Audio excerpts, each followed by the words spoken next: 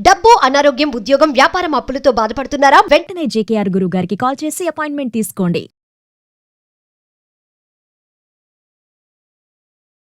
గురుగారు నమస్కారం అండి. ఓం శ్రీ మహాగణాధిపతయే నమః. గురుగారు చాలా మందికి సందేహం ఉంటుంది. అదేంటి అంటే అందులో నాకు కూడా వచ్చిన డౌట్ ఇది. అంటే చాలామంది ఒకసారి అంటే ఎవరన్నా అమ్మ నాన్న చనిపోయినప్పుడు కానీ లేదంటే ఎవరన్నా ఇంట్లో కాలం చేసినప్పుడు పిల్లలు ఏదో ఎవరో ఒకరు రిలేషన్ భర్త ఇలాంటి వాళ్ళు ఎవరైనా చనిపోయినప్పుడు కూడా వాళ్ళకి సంబంధించిన వస్తువులు ఎవరు తీసుకోవాలి అనే దానిపైన చాలామందికి డౌట్ ఉంటుంది. అంటే ఒకవేళ అమ్మ నాన్న ఎవరైనా చనిపోయినా కానీ పిల్లలు తీసుకోవాలా అయితే ఎవరికి చెందుతుంది అసలు యాక్చువల్గా అనేది. అండ్ అంతేకాకుండా చాలామంది ఏంటంటే వాళ్ళ మీద ప్రేమతో కొన్ని వస్తువుల్ని ఇంట్లో దాచుకుంటూ ఉంటారు.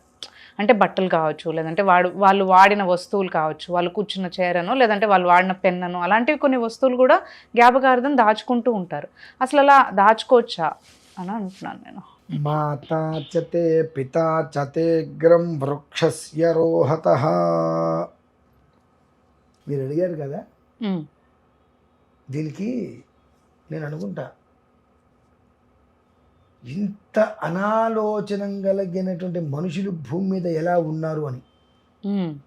ఒక వ్యక్తి చనిపోయాడు, ఆ వ్యక్తి వస్తువులు అతను పెట్టుకున్న బంగారం కావచ్చు, వాచి కావచ్చు, ఇది కావచ్చు, ఇది కావచ్చు, అవి గుర్తుగా మన దగ్గర ఏవి ఉంచుకోవాలి ఏవి ఉంచుకోకూడదు అనేటువంటి దాని మీద నడుస్తుంది. అన్నీ పక్కన పెట్టేద్దాం.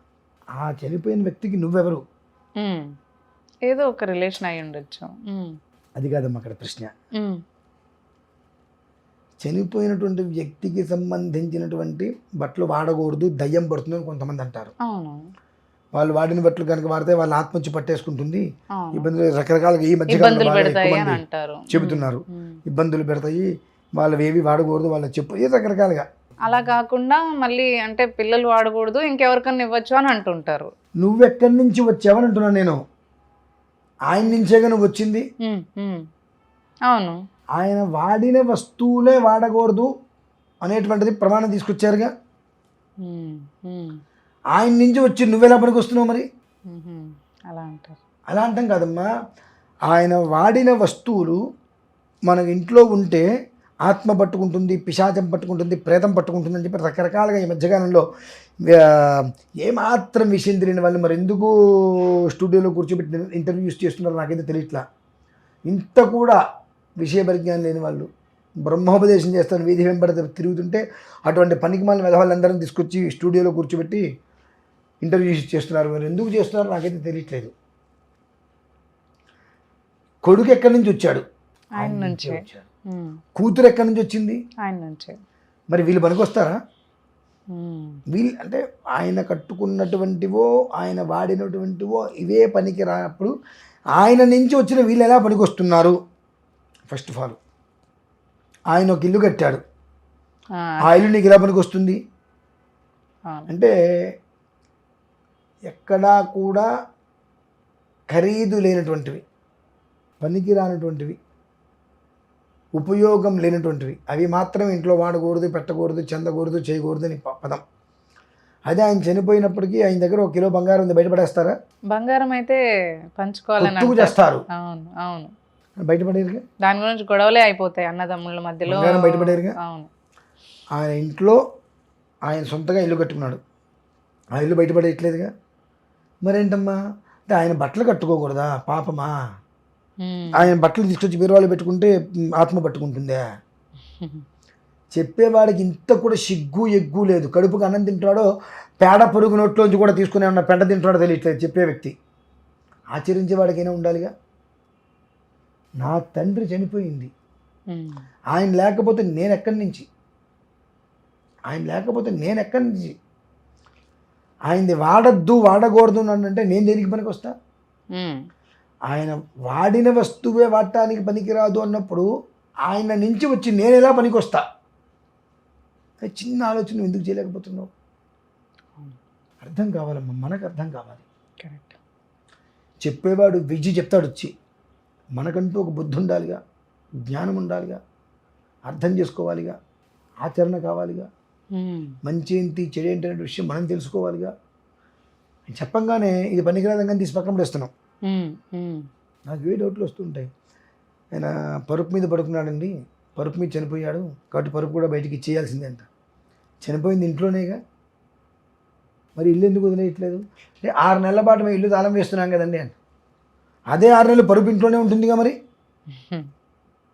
అంటే పరుపు అంటే ఒక 2,000, 3,000, 4,000 పెడితే వచ్చేస్తుంది, కానీ ఆ 2,000, 3,000, 4,000 పెడితే ఇల్లు రాదుగా. కాబట్టి పరుపు తేలికింది కాబట్టి ఇచ్చేస్తారు, ఇల్లు బలమైంది కాబట్టి ఇవ్వరు. దానికి ప్రాయశ్చిత్తాలు ఉంటాయి అనమాట. పరుపు వాడుకోవడానికి ప్రాయశ్చిత్తం ఉండదు, కానీ ఇల్లు వాడుకోవడానికి ప్రాయశ్చిత్తాలు ఉంటాయి అనమాట. ప్రాయశ్చిత్తం ఉంది అంటే అది ప్రజ్ఞానికి ఉపయోగిస్తుందిగా, దీనికి మాత్రమే ఉపయోగిస్తుంది, దానికి ఉపయోగించడం ఉంటుందా? కాదు కదా. ఆలోచించండి ఒక్కసారి. కరెక్ట్. అంటే ఏ స్థితిలో మనం ఉన్నాం, ఎలాంటి వెధవల్ని నమ్మి, ఎలాంటి వెధవలు చెప్పిన మాటలు నమ్మి మనం మభ్యపడుతున్నాం. ఏది మంచి, ఏది చెడు, ఏది తప్పు, ఏది ఒప్పు అనేటువంటిది చెప్పే వాడికే తెలియదు, మనకేం తెలుస్తుంది? కానీ చిన్న విషయం తెలియాలి, నాన్నగారి మెడలో ఉన్న బంగారపు గొలుసు అయితే మనకు పనికొస్తుంది, కానీ నాన్నగారి చేతుకున్నటువంటి ఒక నార్మల్ తాయితు మనకి పనికిరాదా? అంతే కదా. ఇవి మనం గమనించుకోవాలి. కరెక్ట్. ఇవి వద్దన్నారు. ఆడపిల్లలే బంగారం తీసుకోవాలి, మగ పిల్లలే ఇవి తీసుకోవాలనేటువంటిది ఎక్కడ ఏ ప్రమాణం లేదమ్మా. చనిపోయినటువంటి వ్యక్తి ఎవరైతే ఉన్నారో ఆయనకి సంబంధించిన జ్ఞాపకం ప్రతి వాళ్ళ కుటుంబంలో, వాళ్ళ వంశంలో ప్రతి ఒక్క మనిషి దగ్గర తను ఎవరైతే ఆయన నుంచి లబ్ధి పొంది ఉన్నారో వారందరూ కూడా ఆయనకి సంబంధించిన ఏదన్నా ఒక వస్తువుని జ్ఞాపకంగా ఇంట్లో తీసుకోవచ్చు. వృద్ధి తీసుకొస్తుంది, అంతేగాని దయ్యము, ఆత్మ ఇవన్నీ పట్టవు తల్లి. అది మనం తెలుసుకోవాలి. అవన్నీ తెలుసుకోకుండా మంచి బ్రహ్మాండమైన మేడ కడితే విలువైన వస్తువులు మాత్రమే ఇంట్లో అట్టి పెట్టుకోవాలి, విలువలేని వస్తువులు బయటపడేయాలని చెప్పిన వ్యక్తిని చెప్పు తీసుకొట్టాలమ్మా. విలువలేని వస్తువు బయటపడేయాలి అంటే ముందు విలువలేని వాడు కొడుకే అవుతాడు. ముందు విలువలేని అంటే ఆయనకి విలువ లేదు అంటే నీకెందుకు ఉంటుంది విలువ? అంతే. ఆయన కట్టుకున్న వాటికే విలువ లేదు అంటే ఆయన నుంచి వచ్చి నీకెందుకు ఉంటుంది విలువ? కాబట్టి ఈ విషయాన్ని మనం గమనించుకొని ఏది మంచి, ఏది చెడు అనే విషయాల్ని తెలుసుకొని తద్వారా ఆచరించగలిగితే పితృదేవతలకు అనుగ్రహం వస్తుందమ్మా. కొట్టుకు చావటాలు, ఈ బంగారం నాది, ఇంకా దహనం కూడా కాదు, బంగారం కొట్లాట్లు. ఏం వస్తుంది ఆ బంగారంతో? ఏం సాధిస్తున్నారు? కుటుంబంలో తగాదాలు మినహాయిస్తే అదే ఏమన్నా ఉందా? ఎవరికి ఉపయోగం? ఆ జ్యేష్ఠ ఇంట్లో ఉండేటువంటి కొడుకు ఎవరైతే పెద్ద కొడుకు ఉంటారో అతను తమ్ముళ్ళకి, చెల్లెళ్ళకు, అక్కయ్యకు నాన్నగారి వస్తువుగా మనందరి దగ్గర గుర్తుగా ఉండాలని చెప్పి పంచుకొని ఉంచుకోవాలి. అందరూ ఆయన నుంచి వచ్చారు. అసలు ఇవన్నీ ఉండమని ఎవరు చెప్పారు? అందరూ ఆయన నుంచి వచ్చిన వాళ్ళేగా. ఆయనకి ప్రతిరూపాలేగా మీరందరూ సవ్యంగా ఉండండి చాలు, కొట్టుకు చావకుండా. ఆయన వస్తువుల కోసం మీరు కొట్టుకు చావకుండా సవ్యంగా ఉండండి, ఆయన సంతోషంగా ఉంటాడు. ఆయన వస్తువుల కోసం మీరు కొట్టుకు తెచ్చి అసలు మామూలుగానే చనిపోయాడు, చనిపోయిన విషయం కూడా పక్కన పెట్టేసి వీళ్ళు కొట్టుకుంటూ ఉంటారు. ఆత్మకు కూడా సంతోషం లేకుండా ఆత్మను కూడా ఇంకా బాధపడుతుంది దేనికమ్మా? ఇది తెలుసుకోవాలి మా విషయం ప్రధానంగా అయితే. చాలా చక్కగా వివరించారండి, ధన్యవాదాలు. చూసారు కదా గురుగారు మనకి అంటే ప్రతి ఒక్కరు కూడా ఇదే ఆలోచిస్తూ ఉంటారు, ఎవరికి చెందాలి ఏంటి అనేది. అవన్నీ కూడా కాకుండా మనం చక్కగా మనం అందరం కూడా కలిసి ఉంటే వాళ్ళు సంతోషిస్తారని చెప్పారు.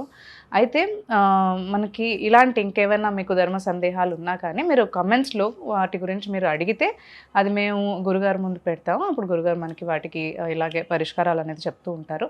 అంతేకాకుండా మీరు జాతకరీత్యా ఏమైనా సమస్యలతో బాధపడుతున్నట్లయితే గురుగారితో మాట్లాడాలని కానీ కలవాలని కానీ అనుకున్నట్లయితే మీరు స్క్రీన్ పైన ఉన్న నంబర్స్ని మీరు కాంటాక్ట్ చేసి అపాయింట్మెంట్ తీసుకుని గురుగారితో మాట్లాడే అవకాశం అనేది మీరు పొందొచ్చు.